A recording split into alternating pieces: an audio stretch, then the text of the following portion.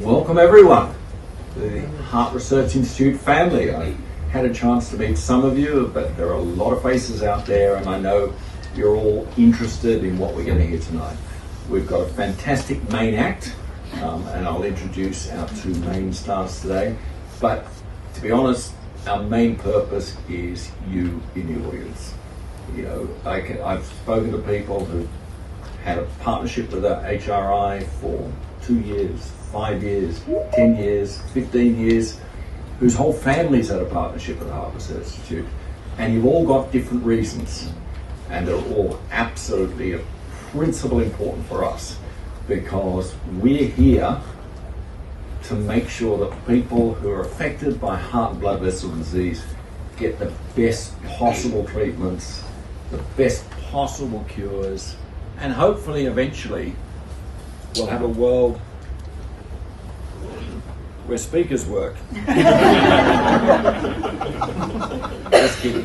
Where we'll be able to identify and prevent heart disease. Because heart disease is the biggest killer in Australia, but far more than that. You know, every death's a tragedy. But people who are disabled, people who get a problem that leads to them being unable to enjoy their life. They can't walk upstairs. They can't get their speakers to work properly. That's what we're here for. So tonight we're going to get a Q&A session, and our head of ceremonies is Katrina Dowling, is head of Development, Philanthropy and Communications, DPC, and Mary Kavurma, who's one of our leading scientists, who's working in the field, what we call the Cinderella of cardiovascular disease, peripheral arterial disease, that affects all the blood vessels down to the leg, that can cause disabling symptoms, and is a marker of illness. But I won't stand in the way, because Katrina's going to introduce Mary to you, and I know we've got some of the patients that Mary's trying to find treatments for. We've got people who are interested in all aspects of cardiovascular disease. This evening is yours. These people will be telling you what it's all about, and I'll sit back in the corner and be so pleased you're here. Thank you very much. Thank you, Andrew. Thanks, Andrew, for that wonderful introduction. And I'm very pleased I'm not using your microphone with that speaker. Good evening, everyone, and thank you for joining us tonight for the second seminar in our newly launched seminar series, Heart to Heart. We're really pleased that you've made the time to join us tonight. A warm welcome, very warm welcome, to those of you who are here with us this evening at HRI. We hope that you've enjoyed the pre-event conversation, nibbles and drinks. And a big thank you too to those of you who have joined us online. And I'd really like to acknowledge those patients who are here with us tonight who have peripheral artery disease. You have lived experience. So thank you for making the time to join us. We're really pleased to have your company. As I shared when we launched the Heart to Heart series in June, our intention in inviting you to join us is to provide a regular opportunity for you all to connect in with our research team, so that you can keep up to date with what we're doing at HRI, and so you have the opportunity to learn more about the progress that we're making. So our purpose, as Andrew said, is to really tackle the leading cause of death, not only in Australia but worldwide, cardiovascular disease, and that's why we're here. So by way of introduction, as Andrew said, my name is Katrina Dowling, and I lead the Development, Philanthropy and Communications team at HRI. And I'm joined tonight by Associate Professor Mary Kavurma, the head of HRI's Centre for Peripheral Artery Disease. The focus for our conversation tonight is peripheral artery disease. So before we get underway, can I have a show of hands in the audience? How many of us know what peripheral artery disease is? Okay, that's more than what I expected. That's good. That's unusual. Not many people actually are aware of what PAD is, and that includes people who are suffering the condition. And that's one of the key challenges that Mary and her team are focused on tackling. What's surprising is that more than 230 million people worldwide suffer from this condition. It's a huge issue for people globally. And as Andrew said, it's commonly referred to as the Cinderella of cardiovascular disease. It's little known, under-recognised, underfunded. It's stunning and ravaging in its impact, a silent and sinister killer. So for those of you who are joining us for the first time this evening, I'd like to provide you with a very brief overview of HRI, who we are and why we're so passionate about the work that we do. HRI is an internationally recognised medical research institute with a single focus on researching the causes and complications of cardiovascular disease so that we can develop better diagnoses, treatments and cures. We were established 35 years ago, this is our 35th year, in 1989 to fuel both basic discovery research, which is what Mary focuses on, and translational research. So today, HRI is comprised of 13 scientific groups and more than 150 dedicated staff working across 2 sites, one of them being here in our Newtown location and the other at the Charles Perkins Centre within the University of Sydney. The team is focused on delivering cutting-edge research, not Me Too research, and as an organisation we've got a commitment to nurturing the best and brightest minds, the rising stars in cardiovascular research. And we're committed to facilitating opportunities for women building careers in research and science. And this is particularly relevant for our conversation tonight, as Associate Professor Mary Kavurma is a senior female research lead within HRI, highly respected within MRI circles, and actively mentoring and developing rising stars. She herself is a superstar, and she's an absolute advocate for other women. She is. She'll say she's not, but she is. She's an absolute advocate for other women, sweeping them into her orbit and fostering groundbreaking research. And so why does all of this really matter? Well, put simply, HRI exists and we get out of bed and come to work every day because we want more people who are impacted by cardiovascular disease to have more time with the people that they love. That's why we exist. So let's get underway tonight. I'd like to formally introduce you to Associate Professor Mary Kavurma. Mary is Group Leader of the Vascular Complications Group within HRI and Associate Director of Research and Education within HRI. She is an Associate Professor at the University of Sydney, and she received her PhD in 2003 from the Centre for Vascular Research at the University of New South Wales. In 2004, Mary moved to the UK with her very young family at the time. And went to the Cambridge University after she was awarded a National Health and Medical Research Council of Australia C.J. Martin Fellowship. After returning to Sydney in 2007, Mary established her independent research, joining the Heart Research Institute as Head of Vascular Complications, and that was in 2013. Mary's research interests are focused on understanding fundamental mechanisms in molecular and cellular biology, leading to internal thickening, atherosclerosis and its complications, including coronary artery and peripheral artery disease, or PAD as we call it. She's held numerous fellowships and project grants. She plays an active role in the science community and was involved in the Australian Atherosclerosis Society as Secretary and Director, the Australian Vascular Biology Society as Secretary, and more recently as Co-Director of the Australian Cardiovascular Alliance's Disease Mechanism Flagship Advisory Group. Mary has an active interest in promoting medical research to the lay community. Her achievements in scientific research, communication and community engagement have more recently been acknowledged with an Australian Institute of Policy and Science Young Tall Poppy Science Award. Not so recent. I'm exhausted. That is a huge list of accomplishments. So before we get underway, congratulations, you've built an absolutely stellar career. So, Mary, tell us a little bit about you. What motivated you to pursue a career in medical research, and what keeps you going? What's your why, and why are you here? So I'm a vascular biologist by trade. I study blood vessels, and I have been studying how blood vessels work under normal conditions and how they become dysregulated in cardiovascular disease. And I've been doing this for about 20 years now, so it feels like a long time.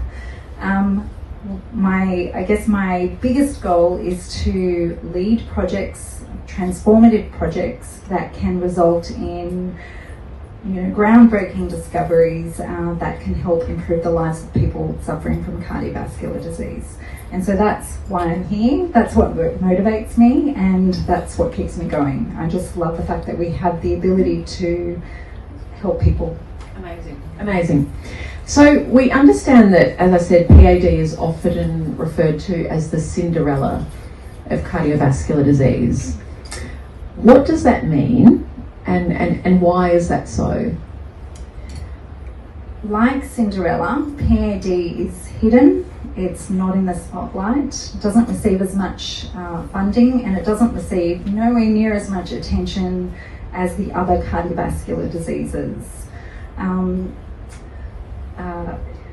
And I guess, you mentioned the statistics, 230 million people suffer from PAD worldwide, yet majority of the people don't actually understand the risks and the symptoms.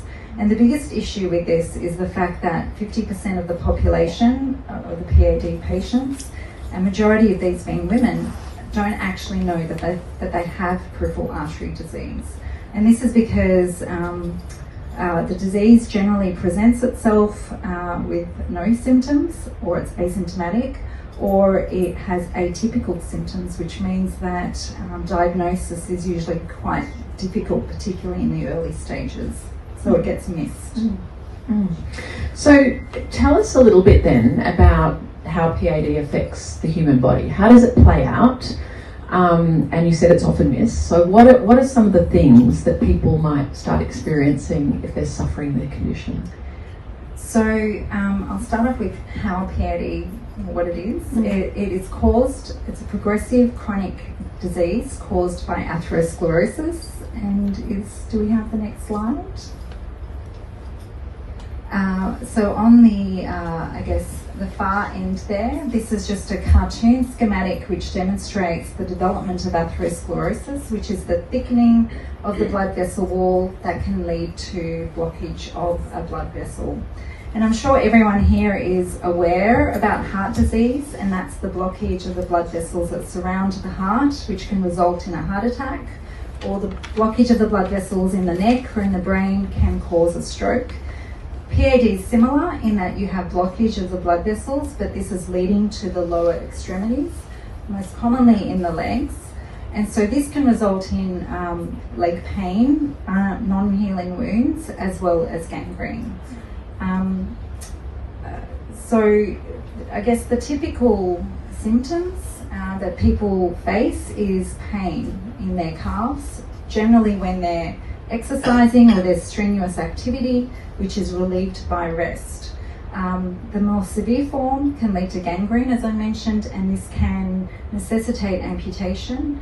And so the amputation doesn't necessarily fix the underlying issue, which is the blocked vessel.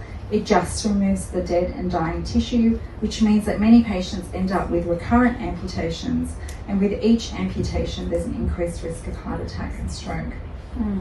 That's really horrifying that it's progressive and there's no cure for the condition. And you mentioned that with each amputation the risk of heart attack increases. Why is that so? We don't know the exact reason, but there's multiple factors that can probably play a role.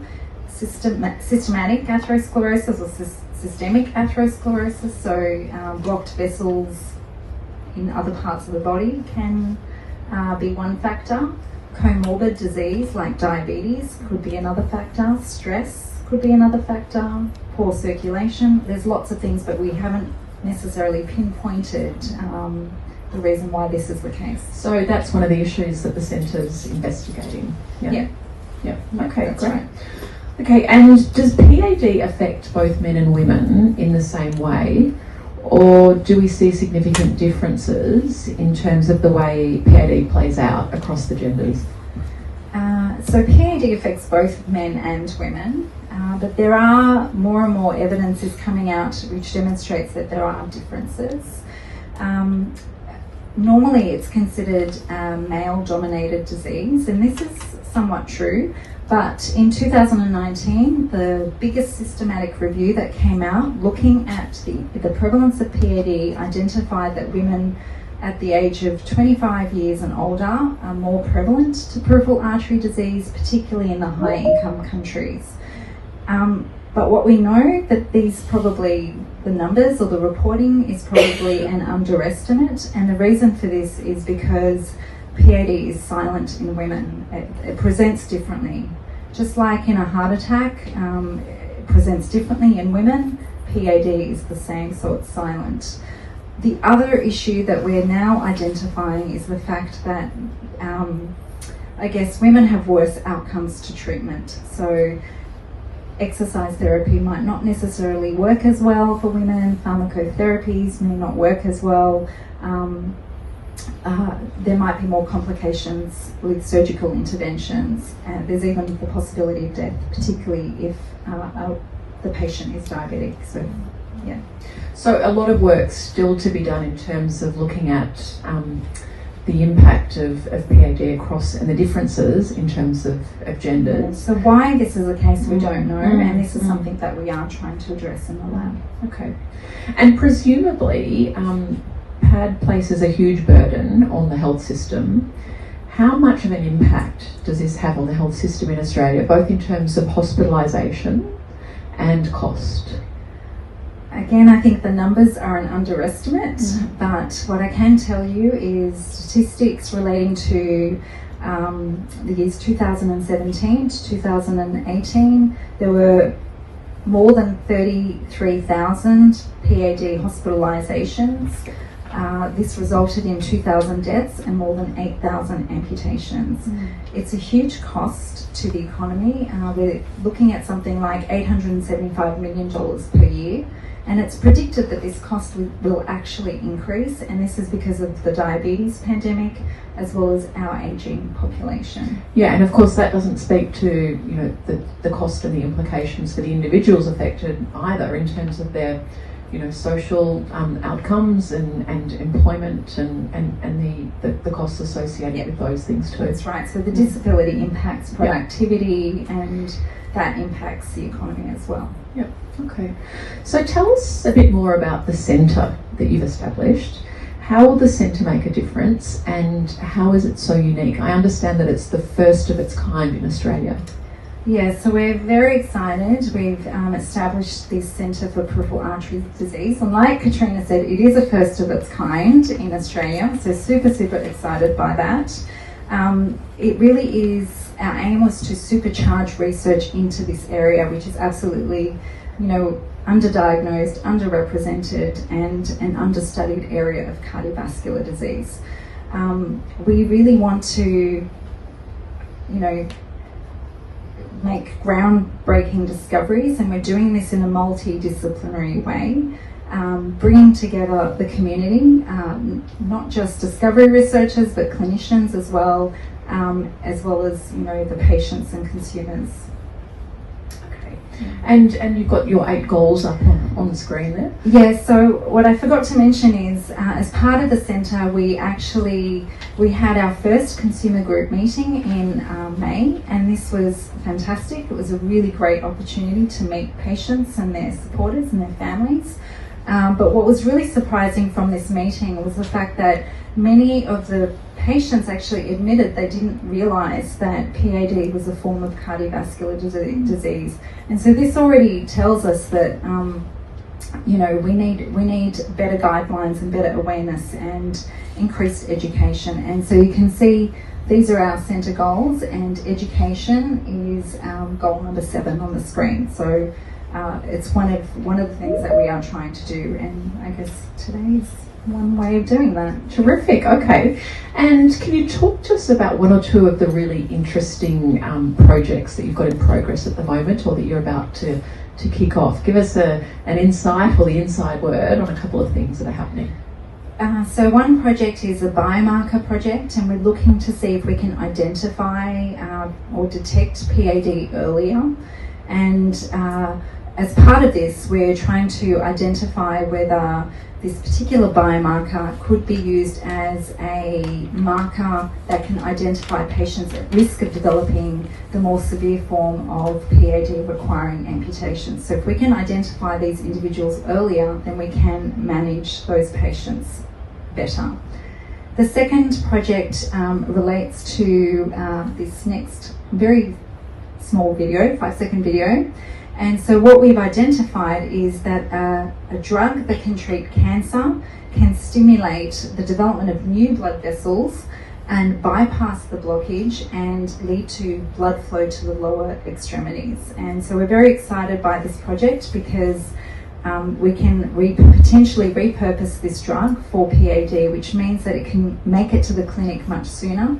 And we're currently in conversations with a number of companies to be able to take this into clinical trials. I find that absolutely fascinating, not only from the perspective that you've discovered the repurposing of the drug, but the fact that it can stimulate those blood vessels, and to see those spawning out there like they are on that video is very exciting. It's incredible work.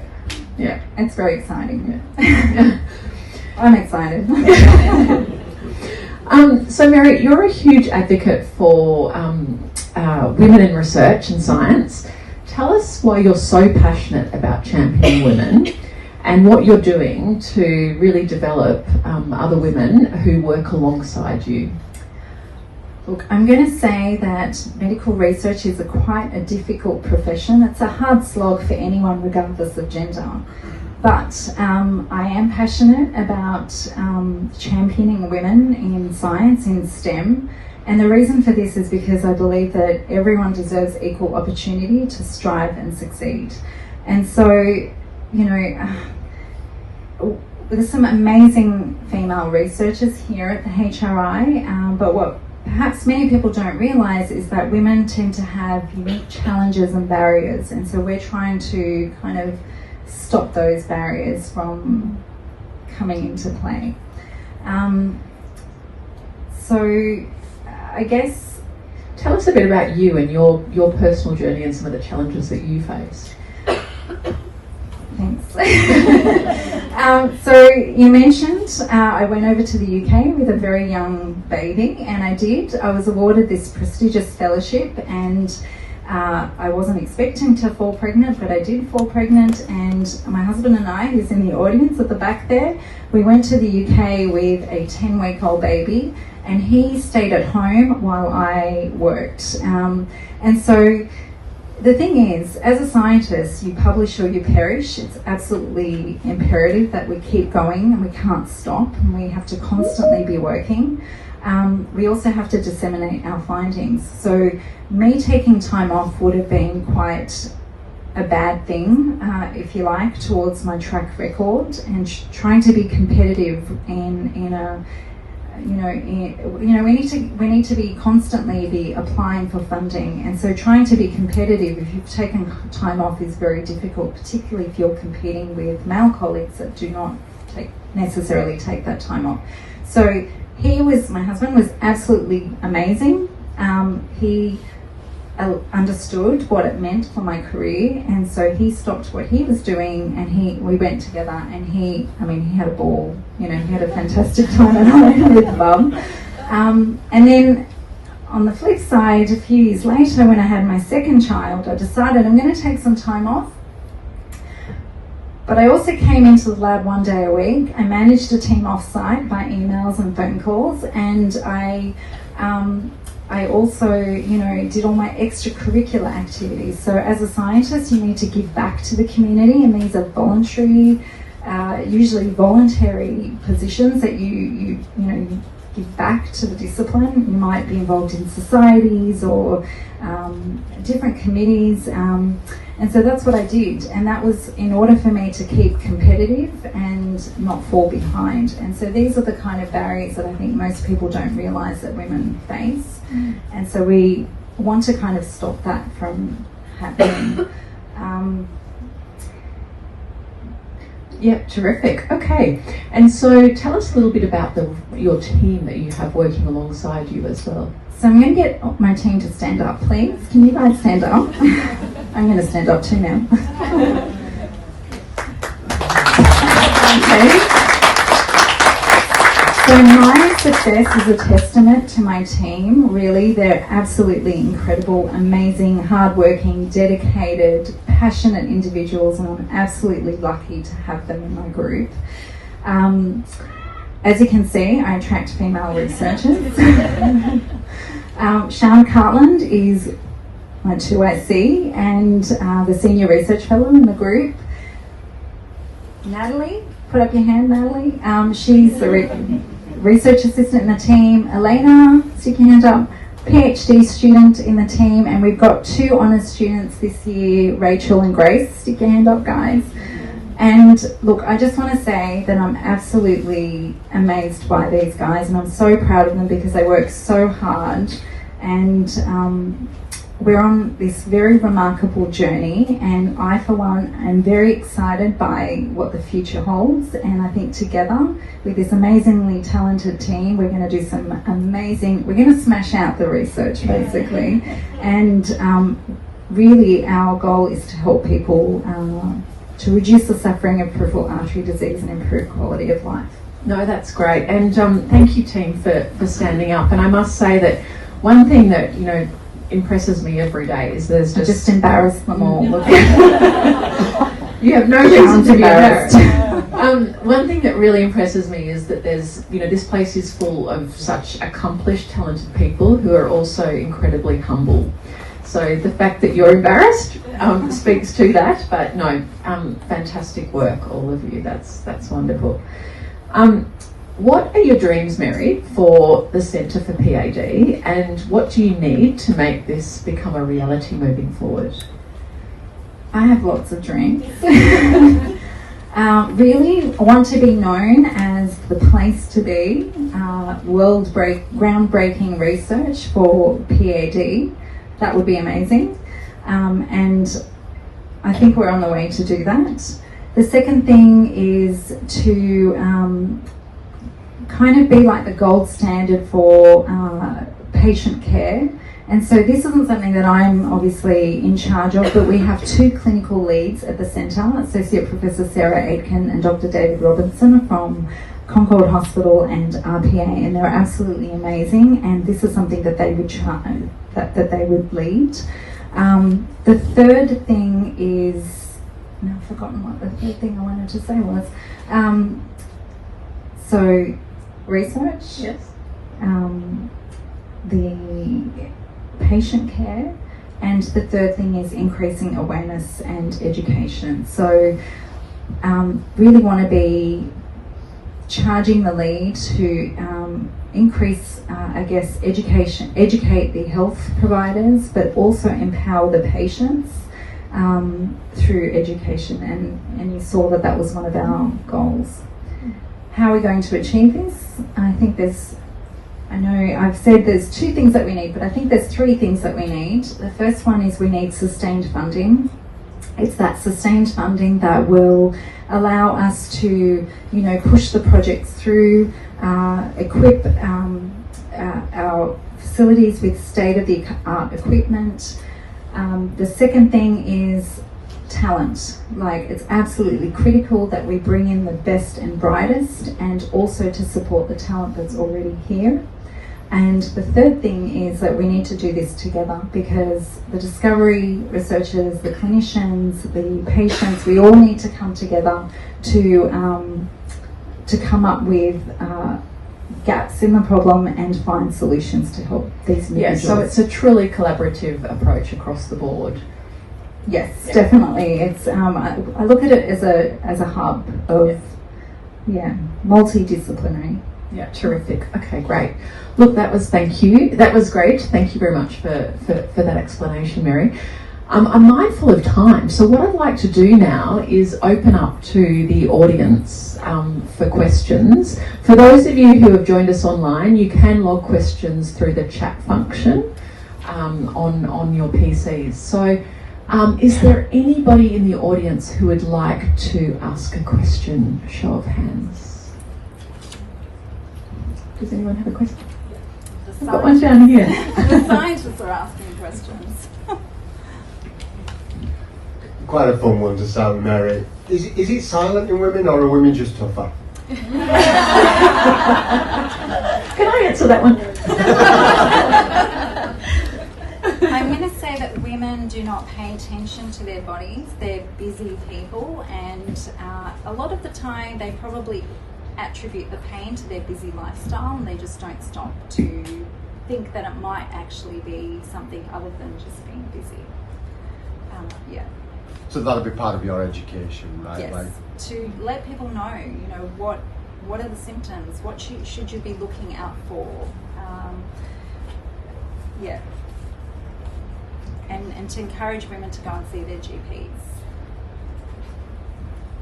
Great. Another, yes. Thank you. Hi. Excellent talk.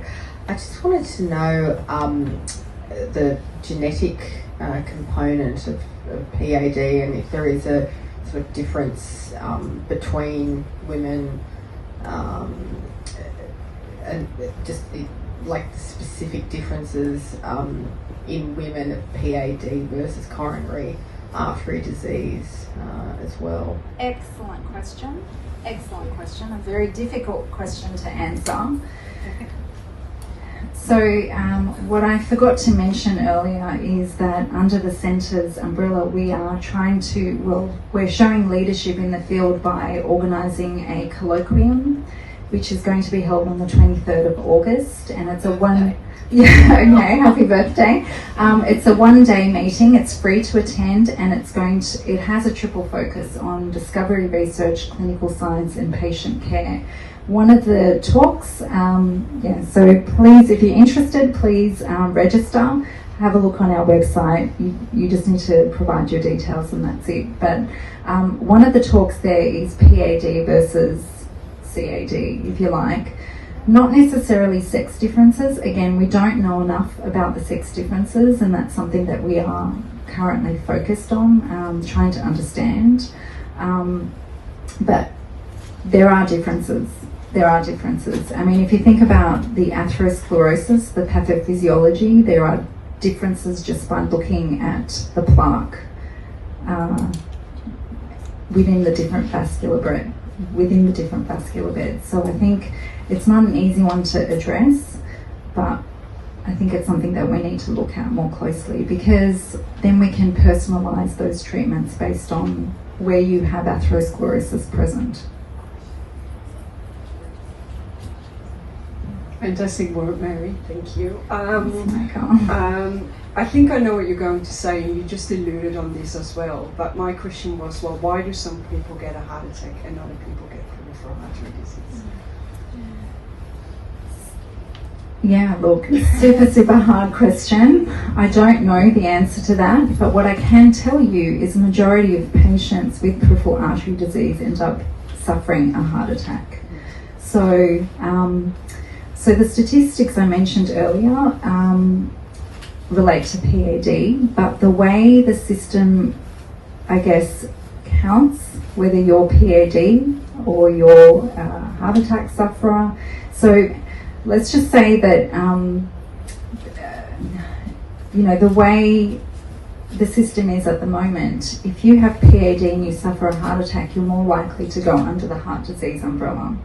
And this is why I think the disease is underestimated. I'm not sure how to answer your question. It's complicated. I just think PAD is worse. This is my gut feeling, by the way, everyone.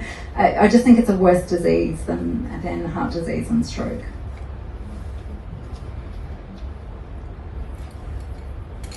Question at the back there. Good evening. I prepared this question. Why PAD, even though we already considered an earlier marker of black vessel, but it's still not considered as important or recognized as much as heart attack or stroke?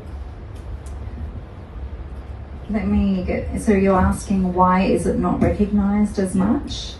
I think, look, there's a number of reasons for this. The first one is the fact that many patients don't actually have typical symptoms.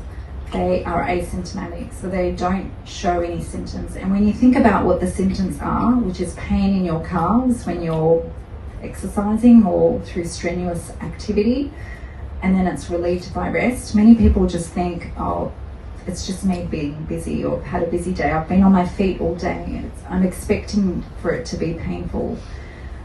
It's not until, I guess, the pain becomes quite significant that people start thinking maybe it's more than just me being busy. I think that is the biggest issue, just not knowing that they have it. And could it be too, Mary, that, you know, oftentimes if someone has a heart attack or a stroke, it's a really significant, quite dramatic event, but PAD plays out more gradually, and there isn't one significant, you know, really dramatic episode that happens. Yeah, I do agree with that, and so it's hard to say because obviously having an amputation is a significant issue, but again, I do think that perhaps just having peripheral artery disease just makes things 1,000 times worse for patients. So, yeah. Okay. Not sure how to answer that either. No, that's good. Hi, Mary. Just a question about, you were saying that, you know, we need to be a bit more mindful about symptoms that could be PAD. Do you have an age range that we should actually start to pay attention, or is it, you know, just whenever?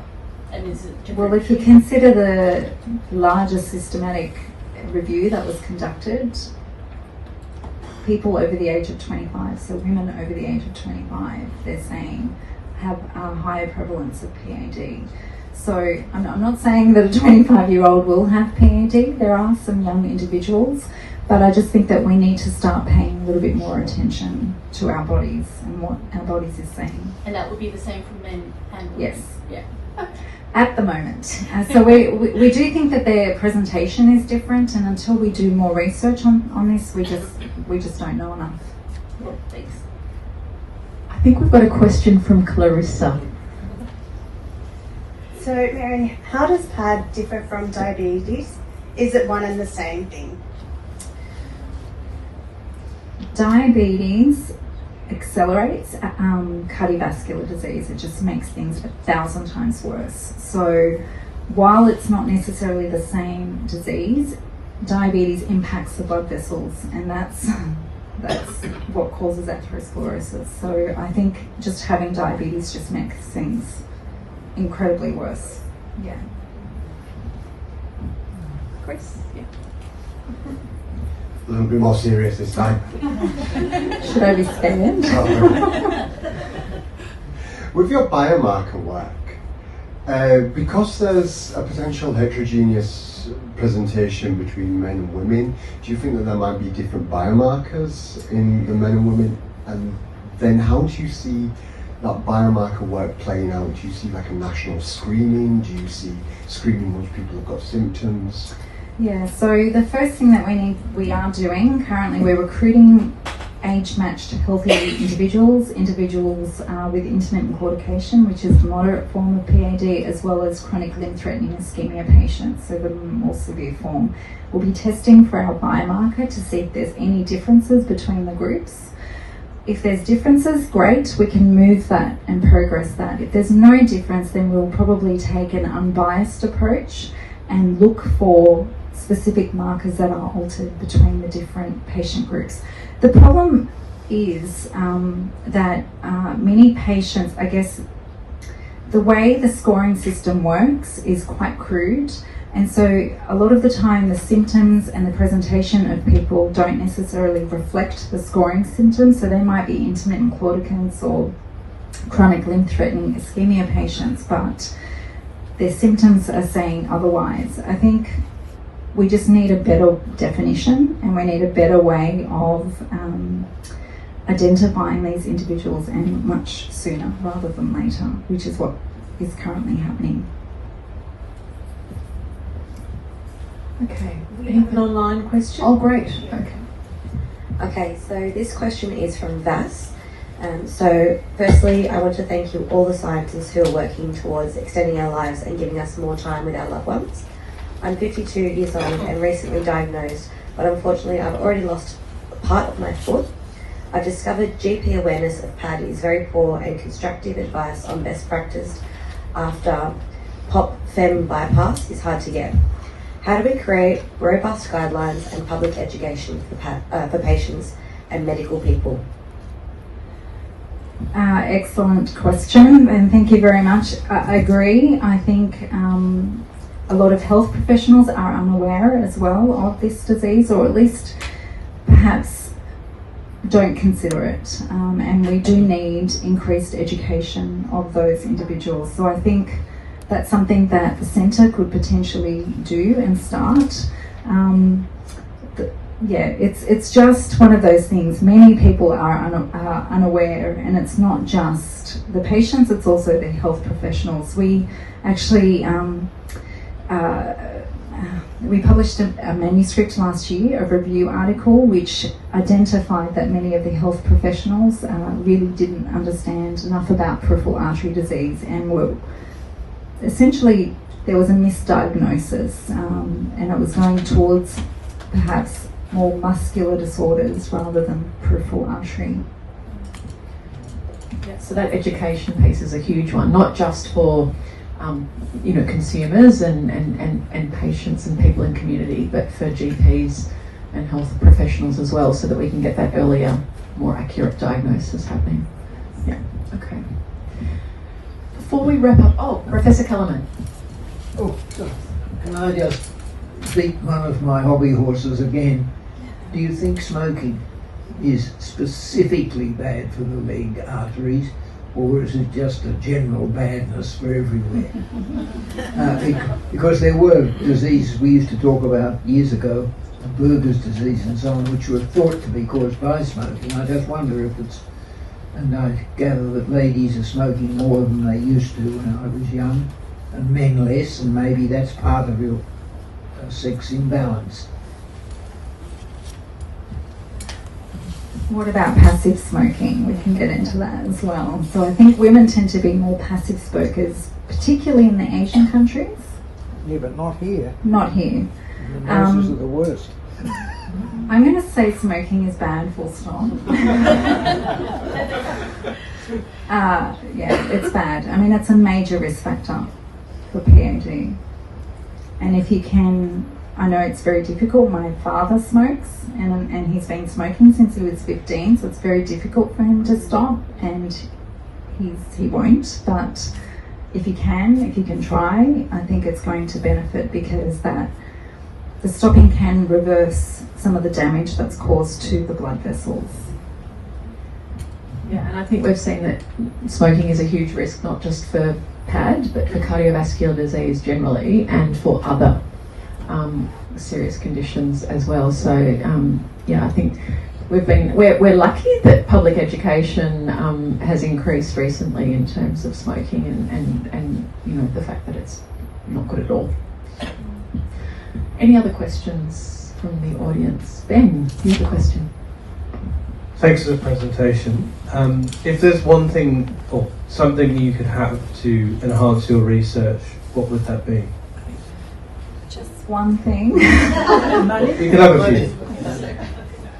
few. Funding, increasing awareness particularly with government, because at the moment the government funding really focuses on heart disease and stroke and does not consider peripheral artery disease. We need to look forward and think about some of the conditions that are going to be worse in the next 10, 20 years and fund those. And I think PAD is going to be one of those. I think it's going to be, it's just going to be worse. Talent, attracting the best and brightest minds. We're losing talent at the moment, so a lot of people, particularly women, are leaving the medical research sector because it's just too hard to stay competitive. There's only a small pot of money and it does not go around, and it doesn't, we're just losing people. And in the last, 6 months, I know 3 women that have left the sector, and really amazing researchers, amazing vascular biologists. But they're just done. They're tired. They're tired of constantly having to fight. Yeah. Okay, another question, yeah.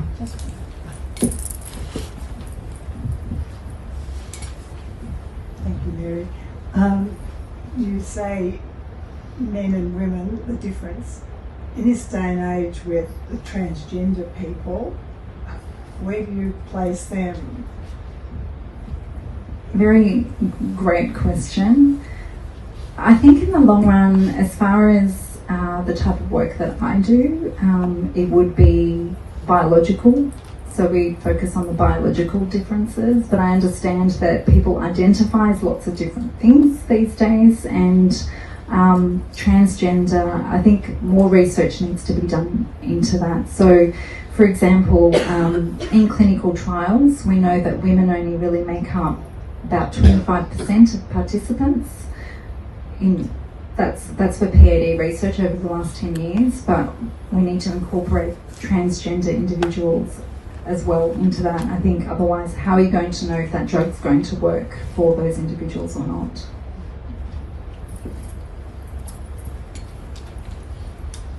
Getting a question from my student here. It's not necessarily a question, just more of a comment. I think with the gender non-binary people and with those that identify as transgender, so many of them haven't actually made it to the age where they'll probably present with peripheral artery disease. So it's really hard to know because a lot of them unfortunately do die young, which is a non-statistic. And the other thing too is that they can often take other biological means, testosterone inhibitors, or they take estrogen as part of their transition. We also don't know how that would affect their biology, so something else to think about. It's complicated. Hi Mary, that was actually my question, what the role of hormone changes would make. So in transgender, where they're given hormone replacements, maybe that's a good way of seeing what the effect is for females. But I mean, there is a massive increase also in the age where people would be perimenopausal, menopausal. So yeah, look, again, all excellent questions. Hormones obviously play a major part in this. In some of the studies that we've done looking at sex differences, we're finding that hormones, whether young versus old, it's not actually making that much of a difference. We think that perhaps chromosomes, sex chromosomes, X chromosomes are playing a role, but again, that's really, really complicated, and in order to study that, it's very, very difficult. You need to have the right tools. There's just not enough known, so I think we need to start somewhere. Yeah. Great. Well, in view of time, I might draw the discussion tonight to a close. I'd like to thank everybody so much again for joining us tonight. If you'd like to support us, please follow us on social media. If you've learnt something from what you've heard tonight, please do share it with your family, friends, colleagues, and we'd encourage you to connect with us.